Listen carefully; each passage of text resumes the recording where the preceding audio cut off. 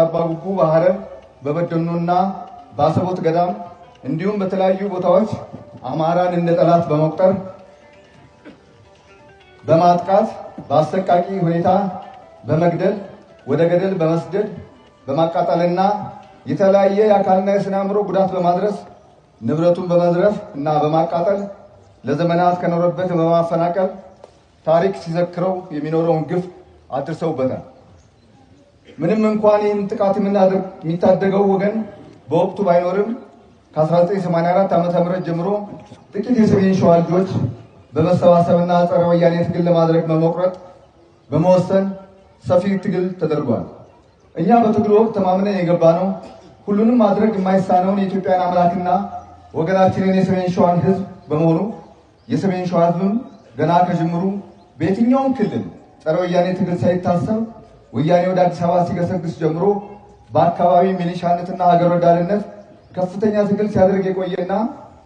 ከ1984 ዓ.ም ጀምሮ በሁሉም ወረዳዎች በተደራጀ ሁኔታ ሲታገል የነበረ እና ፈርቀዳጅ መሆኑ በዚያን መከራ ወቅት የወያኔ መንግስት መቃወምና ከለላ መስጠት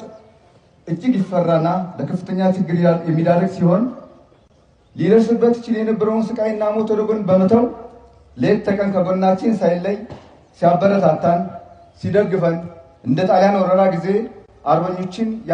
የአዳባይ ወንዝና የጀማን ደን ከለላ እንደሆነ ሁሉ ለእኛም ጫካችን የነበረ ከመሆኑም በላይ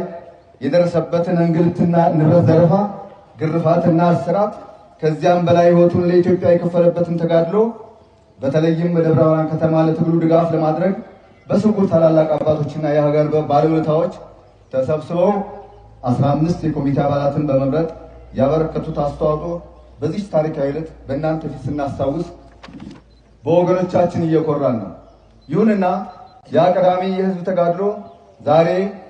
ዛሬ ላይ መስካሪ ማጣቱና ዝምታም መስፈኑ ተገቢ ባለመሆኑ የሚመለከታቸው ሊመክሩበት ይገባል። ጥቂት ሆነን ትግሉን ስንጀምር ከመንግስት ጋር ከመሆኑም በላይ ወያኔ በህዝቡ ላይ ያደርስ የነበረው ግፍና በደል አያሌ ስለነበር በትግሉ እንቅስቃሴ ላይ ያሳደረው ተጽዕኖ የሚናቅ ባይሆንም በእኛ ብቻ አጠቃላይ ድል ይገኛል ብለን ሳይሆን እኛ ደፍረንና ዋጋ ከፍለን የወያኔ መንግስት መታገል እንደሚቻል አራያ በመሆን ትግሉን በመላው ኢትዮጵያ በማስፋፋት ህዝባችንን ነፃ ማውጣት ይቻላል በሚል እምነት ነበር። በአጠቃላይ በሁሉም የሰሜን ሸዋ ወረዳዎች በእግር በተንቀሳቀስንበት ወቅት ከህዝቡ የሰማነውና ያገኘነው ምላሽ እውነት ዛሬም የኢትዮጵያ ልጆች አላችሁ፣ በርቱ፣ የኢትዮጵያ አምላክ ይከተላችሁ፣ ምናችሁ ይጠላል ነበርና ለእኛ ምርኩዛችን ሆኖ አይበገሬ የተባለውንና እጅግ ጠንካራና በጣሊያን የተገነባውን የደብረ ብርሃን ከርቸሌ በ45 ደቂቃ ውስጥ ሰብሮ በመግባት በወያኔ በግፍ ታስረው የተሰቃዩ የነበሩ ወገኖችን ነፃ ለማውጣት የተካሄደው ውጊያ ዘመቻ የእስራኤሎችን 90 ደቂቃ በኢንቴቤን ሪከርድ የሰበረና አጠቃላይ እስረኞችን በጥቂት የቡድኑ አባላትና የሚየ ምኒልክ ልጆች አስገራሚ ጥበብና ቆራጥነት የታየበት ውጊያ ሲሆን የኦነግን ጦር በመምታታቸው ጦርነት መስራት እንችላለን ብለው የተመጻደቁትን የወያኔ ጦር አዛዦች ያሳፈረ ድል ነበር። ለቀጣዩም ትግል ትልቁን ችቦ የለኮስንበት ነበር። ሁለተኛ በጀግናው አስማረ ዳኜ የሚመራው የአርበኞች ቡድን ትግል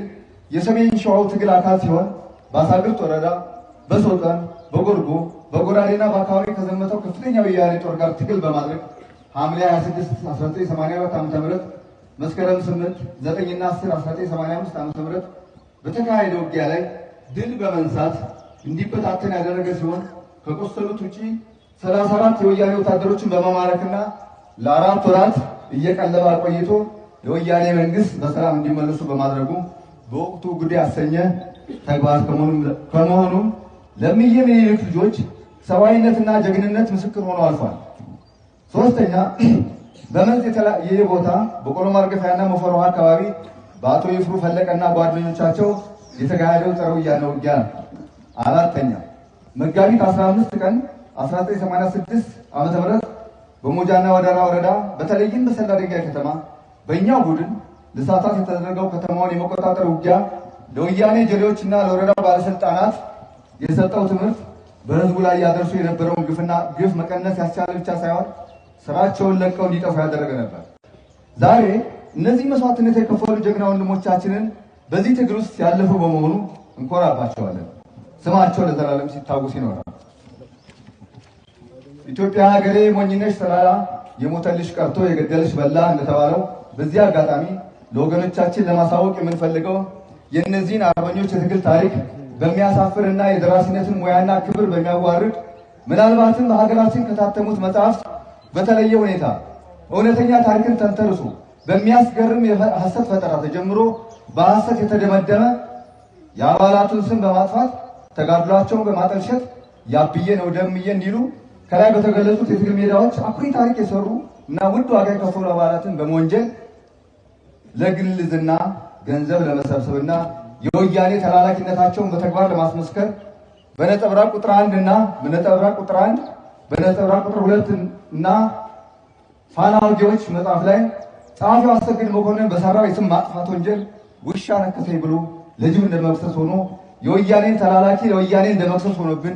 ጊዜ የምንጠብቅ ሲሆን መቼም ቢሆን በእነዚህ የሰማዕታት ስም ሳይቀር የምንፋረደ መሆኑን ነው።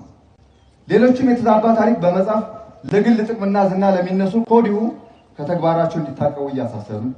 ለታሪክ ጸሐፊዎች፣ ለእውነተኛ ደራሲያን ሰሜን ሸዋ አካባቢ ከ1984 እስከ 1986 ዓ.ም ድረስ መጨረሻ ድረስ የተደረገ ጸረ ወያኔ ትግል እንቅስቃሴን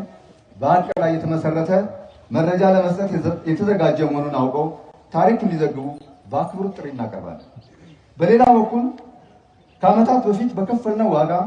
በተለያየ አካባቢ በወገኖቻችን ላይ ይደርስ የነበረውን ጥቃት ለማስቆም የራሱ የሆነ ማስጠንቀቂያ የሰጠ የወያኔ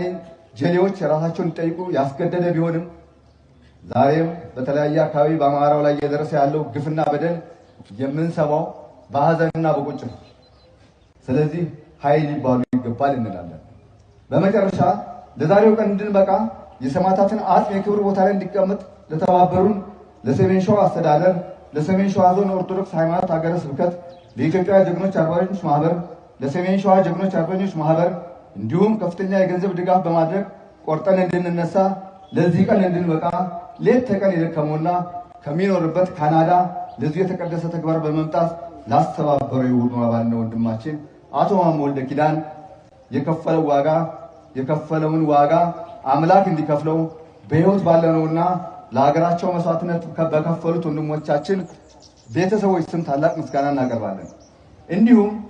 የእሱን ሀሳብ በመቀበል በዞንና በወረዳ በመዘዋወር ቅድመ ዝግጅት እንዲደረግና ለፍጻሜ እንዲበቃ ከፍተኛ ጥረት ያደረጉ የትግል አጋሮቻችን ዘውዴ ተፈራ፣ ሸዋፈር ገብረወልድ፣ ዳዊት ተገኝና አቶ ሸሽቴ አራርሳ ላደረጋችሁ ሁሉ ከልብ እናመሰግናለን። በትግል ውስጥ ካለፍነው ሰዎች በሕይወት ያሉ የትግል አጋሮቻቸው ሻለቃ ምክረ ተክሌ፣ ዳዊት ተገኝ፣ ማሞ ወልደ ኪዳን፣ ሸዋፈር ገብረወልድ፣ ዘውዴ ተፈራ፣ ማሙሸት አማረ፣ ዘገየ ሀብተወልድ፣ መቶ አለቃ ባየ በቀለ፣ ንጉሴ ፍቅረ፣ ግርማ ነጋ ናቸው። የአሳግርት ወረዳ አስተዳደርና በአጠቃላይ የጸጥታ ኃይሉን ከልብ ልናመሰግን እንፈልጋለን። የተጋረደው ጀግንነት የሚል እውነተኛ ታሪክ የያዘ የሰሜን ሸዋን ተጋድሎ የሚተርክ መጽሐፍ በማሙሸት አማራ የተዘጋጀ ስለሆነ እውነተኛውን የምስክርነት ቃላችንን እዛ ላይ ስለምታገኙ ገዝታችሁ እንድታነቡ በአክብሮት ጋብዛለሁ። አመሰግናለሁ።